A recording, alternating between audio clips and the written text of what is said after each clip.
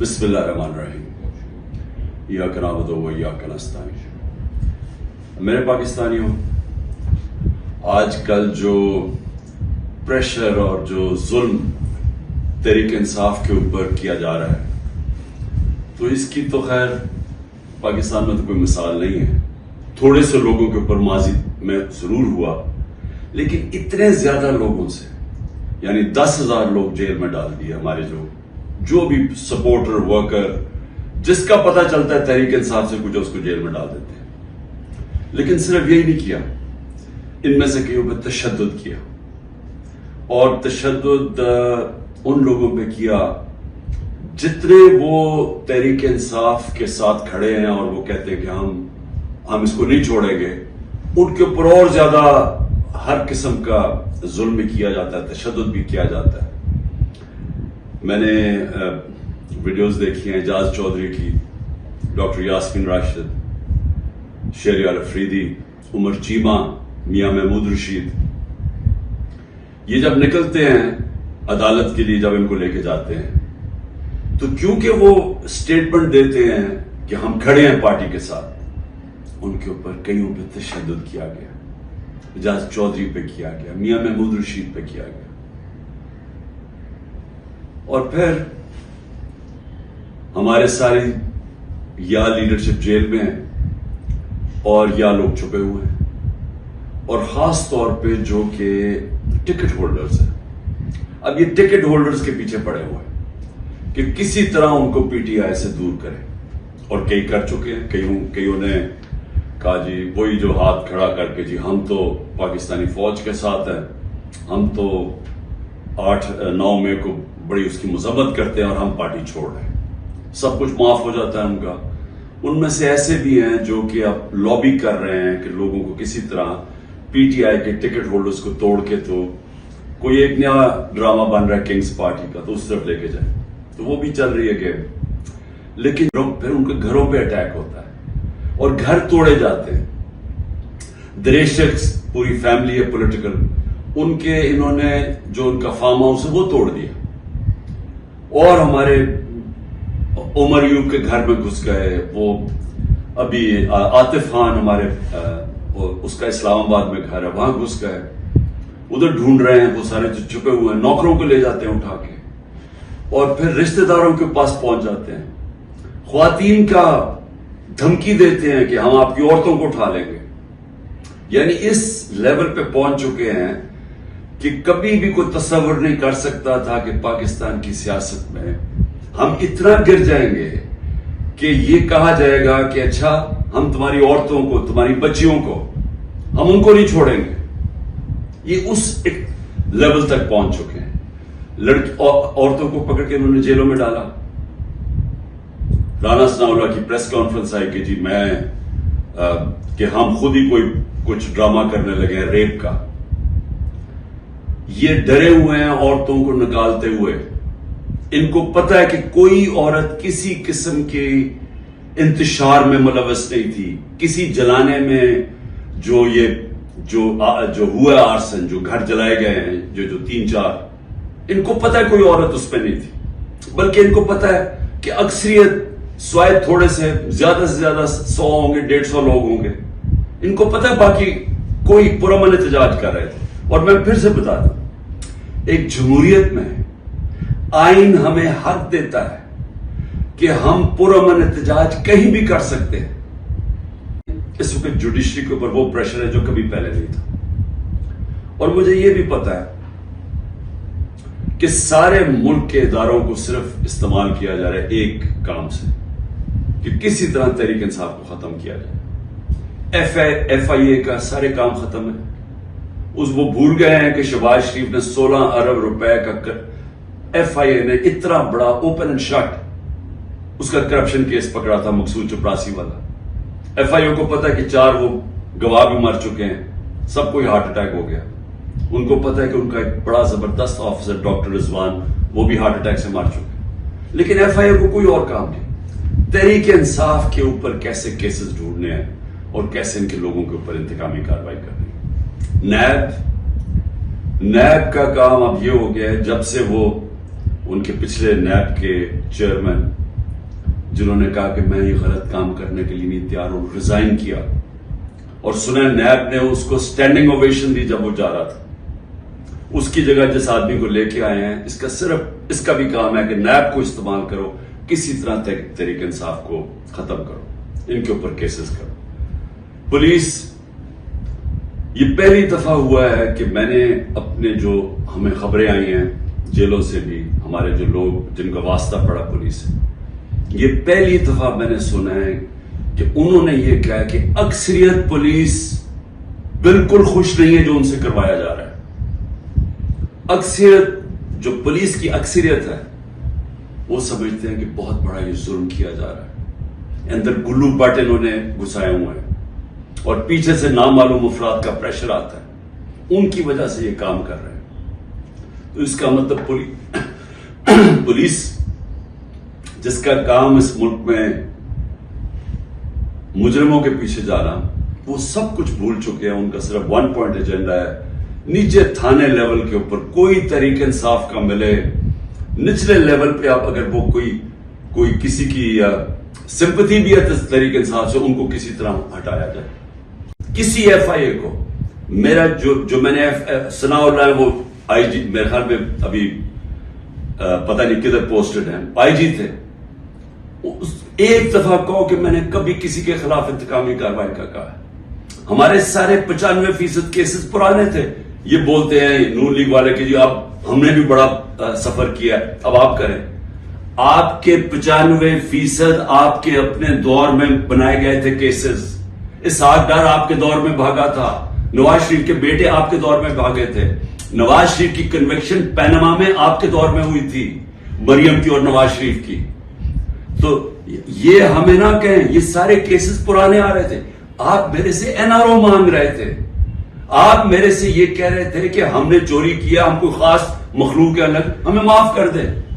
ہم نے صرف ہمارے دور میں شہباز شریف کے کیس بنا تھا, مقصود چپڑاسی والا 16 ارب اور 8 ارب جو اس نے منی لانڈرنگ کی تھی کہ باہر سے پاپڑ والا اور ان کے نام پہ اور چینی والا کے نام پہ انہوں نے فراڈنٹ پیسے بلوائے تھے. اس کے علاوہ ہمارے کوئی کیس نہیں تھے, ہم آن گوئنگ کیسز تھے, اور ہم نے کبھی کسی سے ظلم نہیں کیا. ہم نے کبھی عورتوں کو نہیں اٹھایا, ہم نے کبھی گھروں کے اندر نہیں گھس کے دروازے توڑ کے اور ساری گھر تباہ کیا. ہم نے کبھی لوگوں کو, کارکنوں کو اس طرح کے جیلوں میں نہیں ڈالا, کسی پر تشدد نہیں کیا. پوچھے کسی سے, ایک آدمی بتایا کہ ہم نے تشدد کیا. مریم نے جا کے اٹیک کر دیا نیب آفس کو, پتھر مارے انہوں نے. بتائیں کتنے لوگوں کو اپنے اینٹی ٹیررزم کوڈ پہ پڑھا, یہ کیا کیا؟ کیا مریم کے اوپر کوئی کیس ہوئے؟ تو یہ ہمیں نہ کہو کہ جناب آپ کے اوپر یہ گزری. یہ کبھی کسی پارٹی کی تاریخ میں پاکستان میں نہیں گزری. یہ پارٹی کو کبھی ختم کرنے کی کوشش ہے, جو پوری طرح سارے اسٹیٹ کے ادارے لگے ہوئے ہیں اس پارٹی کو ختم کرنے کے لیے. لیکن پارٹی ایسے ختم نہیں ہوتی, کیونکہ پارٹی لوگوں کے دلوں میں چلی جاتی ہے, اس کا آپ کچھ کر ہی نہیں سکتے. جو مرضی آپ کریں گے, لوگوں کے جب فیصلہ کر لیتی ہے عوام, تو یہ جو ٹکٹ ہولڈرز ہیں ہمارے سارے, ان سے پوچھیں, جب ان سے انٹرویو کریں, جب آپ ان کو تنگ کر رہے ہیں تو پوچھیں تو صحیح کہ اتنا آپ کے اوپر پریشر ہے, کیوں نہیں چھوڑ رہے. ان میں سے کہیں گے کہ ہم نظریاتی طور پہ اس کے ساتھ ہیں, ہم کسی اور پارٹی پہ نہیں جائیں گے. ساتھ یہ بھی آپ کو کہیں گے کہ ہمیں کوئی ہمارے حلقے میں ووٹ نہیں ڈالے گا, ہماری سیاست ختم ہو جائے گی. ابھی جو پہلے ہوا تھا 16 جولائی کو جو بائی الیکشنز ہوئے تھے, وہ لوٹے سب اڑ گئے تھے. جو کرتے ہیں, جب ایک ہی خبر آتی ہے کہ گھر توڑ دیتے ہیں, چیزیں توڑ دیتے ہیں, دھمکیاں دیتے ہیں, بزنسز بند کر دیتے ہیں, بزنسز کے اوپر پہنچ جاتے ہیں, روزگار بند کر دیتے ہیں. تو میرا سوال ایک ہے کہ اتنی زیادہ, اتنے پریشر کے باوجود کیا وجہ ہے کہ چند لوگ چھوڑ کے گئے ہیں؟ ہمارے ٹکٹ ہولڈرز پنجاب میں دیکھ لیں, کتنے لوگ چھوڑ کے گئے. یعنی اس طرح کا ظلم جو کبھی ہوا نہیں ہے, کیوں نہیں چھوڑ کے جا رہے لوگ؟ اس کی 2 وجوہات. ایک, اس باری ٹکٹس میں نے خود دیے ہیں, زیادہ تر انٹرویو کیے ہیں, میں نے اپنی پوری کوشش کی ہے کہ نظریاتی لوگوں کو ٹکٹس دیے جائیں. اور اس باری زیادہ تر جو لوگ ہیں جن کو ٹکٹس ملے ہیں, پنجاب کی میں بات کر رہا ہوں, وہ نظریے پہ کھڑے ہیں. لیکن دوسرا ایک اور بھی فیکٹر ہے. میں نے ایک کا مجھے میسج آئی کہ میرے اوپر بہت پریشر ہے, انہوں نے میری بزنس بند کر دی ہیں, انہوں نے اب فیملی کے اوپر آ گئے ہیں, پتہ ہے جی آپ کی بیٹی کی یہ ادھر شادی ہوئی ہے, اس کے اوپر اس کو بھی تنگ کرنے پہ آ گئے, تو جی میرے پہ بہت پریشر ہے. تو میں نے کہا پھر چھوڑ دو. میں نے کہا یعنی تمہاری اگر برداشت سے باہر ہے تو چھوڑ دو. وہ کہتا ہے جی اگر میں نے چھوڑا مجھے سارا جو میرا علاقہ ہے, انہوں نے کہا اگر تم نے پی ٹی آئی کو چھوڑا تمہیں ووٹ ہی نہیں دیں گے. سو یہ اب سمجھنے والی بات ہے کہ لوگوں کو یہ احساس ہو گیا ہے کہ اس وقت جس نے چھوڑا اس کی پالیٹکس ختم, اور جو چھوڑ کے گئے ہیں ان میں سے کئی لوگوں کو تو ہم نے ٹکٹ سے نہیں دیے تھے, تو ان کو تو ویسے ہی یعنی چھوڑنا ہو تو ڈرامے کیے ہیں, اور کئی جو چھوڑے ہیں ان کو ہم نے ٹکٹ سے نہیں دینے تھے. لیکن جو اس وقت ٹکٹس مل چکے ہیں, سوال یہ ہے کہ یہ کیوں نہیں چھوڑ رہا ہے.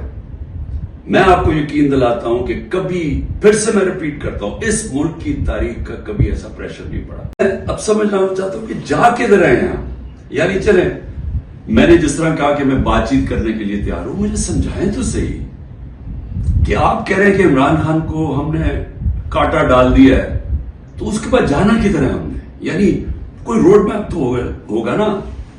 تو میں روڈ میپ ابھی تک جو سمجھ رہا ہوں وہ یہ ہے کہ ایک کنگز پارٹی تیار کر رہے ہیں کہ یہ جو تحریک انصاف کے جو بھی لوگ نکلیں گے ان کو اس پارٹی میں ڈال دیں گے, اور پھر یہ سیٹیں بڑھ جائیں گی نون لیگ پیپلز پارٹی, کیونکہ نون لیگ کا تو ان کو پتا کہ گھوڑا بیٹھنے والا ہے, وہ جلسے کرتے ہیں وہ لوگ ہی نہیں آتے. پبلک کی ان کو سمجھ آ گئی ہے کہ پبلک نون لیگ, کیونکہ نون لیگ جڑی ہوئی ہے یہ سارے ظلم کے ساتھ, وہ ان کو نقصان, ایک تو اس کا نقصان ہو رہا ہے, دوسرا معاشی طور پہ بیٹھ کے ملک جو روپیہ ہے جو جس طرح ہر روز روپیہ گر رہا ہے تو ملک تباہی کی طرف جا رہا ہے. جو مہنگائی بڑھتی جا رہی ہے, تو مہنگائی تو ہر اب انسان کو گھر میں افیکٹ کر رہی ہے, مڈل کلاس کو, ہر تنخواہ دار کو افیکٹ کر رہی ہے مہنگائی. تو ان کو تو پتہ ہے کہ انہوں نے نہ نون لیگ نے کوئی سارے ملک میں گورنمنٹ بنانی ہے تو نہ بنانی ہے پیپلز پارٹی نے, چھوٹی پارٹیز رہ گئی, تو انہوں نے ایک کنگز پارٹی کا ملا کے کوئی ایک یہ لوگوں کا اکٹھا کر کے کولیشن سی بنانی ہے. میرا سوال یہ ہے کہ کیا اس طرح کی کولیشن پاکستان کو اس مشکل وقت سے نکال سکتی ہے؟ میں جب سے گورنمنٹ سے نکلا ہوں میں ایک بات کہہ رہا ہوں کہ جب تک ہمارے ملک میں ایک مضبوط گورنمنٹ, اور مضبوط گورنمنٹ کیا ہوتی ہے, یہ نہیں کہ اسٹیبلشمنٹ اس کے پیچھے کھڑی ہے, یہ مضبوط گورنمنٹ نہیں ہوتی. مضبوط گورنمنٹ وہ ہوتی ہے جس کے پیچھے عوام کھڑی ہوتی ہے, جو عوام جس کے اوپر اعتماد کرتی ہے. یہ لوگوں کو اکٹھا کر کے اور اسٹیبلشمنٹ پیچھے کھڑی ہو جائے, اور کسی کا خیال ہے کہ جو آج پاکستان کو مسئلے مسائل آ گئے ہم اس میں سے نکل جائیں گے, کوئی اس خوش فہمی میں نہ رہے, کیونکہ یہ صرف ایک پبلک مینڈیٹ سے جو گورنمنٹ آئے گی وہ بڑے فیصلے کرے گی, وہ اس ملک میں اصلاحات کرے گی, وہ اس ملک میں قانون کی حکمرانی قائم کرنے کے سامنے بیٹھا ہوں.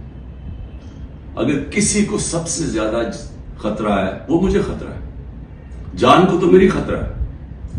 انہوں نے یہ کیا, دو میرے اوپر اٹیکس قتل کرنے کے واردات ہو چکی ہیں. مجھے پوری طرح پتا ہے کہ ایک دفعہ یہ اور کریں گے, کیونکہ ان کو ڈر یہ ہے کہ جیل میں بھی عمران خان بڑا مشکل رہے گا ان کے لیے, تو ایک اور حملہ ہوگا. میں تیار ہوں. انہوں نے میری جو کرنل عاصم میری سیکیورٹی کے ہیڈ تھے اس کو اغوا کر لیا, وہ غائب ہو گئے. جس نے میری سیکیورٹی کا دھیان رکھ رہے تھے وہ 3-4 دن سے وہ غائب ہے, اس کو بھی اٹھا لیا. جو گاڑیاں تھی میری سیکیورٹی کی, وہ گاڑیوں کو انہوں نے اندر امپاؤنڈ کر دیا, اور ان سے پوچھے عدالت تو کہتی جو ہمیں پتہ ہی نہیں کدھر گئی. تو سب سے زیادہ تو خطرہ مجھے ہے. کیا آپ کو لگ رہا ہے کہ میں پیچھے ہٹوں گا؟ میں کیوں نہیں پیچھے ہٹوں گا؟ کیونکہ میرے سامنے 2 راستے ہیں. ایک ہے یہ خوف کی فضا بنا کے ہمیں غلام بنا رہے ہیں, صرف مقصد یہ ہے کہ ہم بھیڑ بکریوں کی طرح یہ طاقت کی حکمرانی مان لیں. یہ سب نے کیا ہے. یہ فرعون نہیں کرتا تھا, خوف اتنا پھیلا کے لوگوں کو غلام بنایا ہوا تھا. یہ یزید نے کیا تھا, کوفہ کے لوگوں کے اوپر اتنا اس کا خوف تھا اس کے ظلم کا کہ انہوں نے حضرت امام حسین کی مدد نہیں کی. اسلام کا سب سے بڑا جو تکلیف تھے ہر مسلمان کے لیے وہ واقعہ ثانیہ ہونے دیا. ہر دنیا کی تاریخ کا یزید یا ڈکٹیٹر وہ ہمیشہ خوف کے ذریعے لوگوں کو کنٹرول کرتا ہے, انسانوں کو کنٹرول کرتا ہے. اور دوسرا راستہ, ایک تو یہ راستہ ہے کہ میں بھی خوف زدہ ہو جاؤں اور میں ان کے ساتھ میں مان جاؤں جی ٹھیک ہے سر یہ جو آپ چاہتے ہیں ہم آپ کے غلام ہیں. میں نے تو کبھی کسی کی غلامی کی نہیں ہے. میں تو لا الہ الا اللہ میں ماننے والا آدمی ہوں جس نے مجھے آزاد کیا ہوا ہے. میں تو ایک آزاد انسان ہوں. میرے لیے تو غلامی سے بہتر موت